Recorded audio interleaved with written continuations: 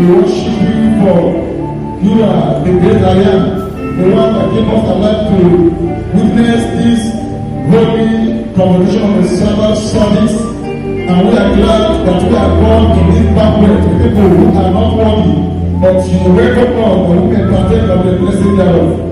Blessed be your holy name. In the name of Yeshua HaMashiach. We thank you again for guiding us again to hear your word. We thank you for an opportunity to partake of the blessing of your word. We thank you for healing. We thank you for deliverance. We thank you for liberation. We thank you for your favor. We thank you for your love. We thank you for your kindness. We thank you for all you have done for us, for all you are doing for us, and all you are here to do for us. Blessed be your holy name. In the name of Yeshua.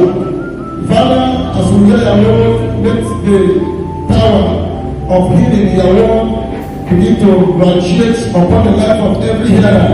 Let the power in your word of comfort, you are the comfort of the afflicted, of helplessness.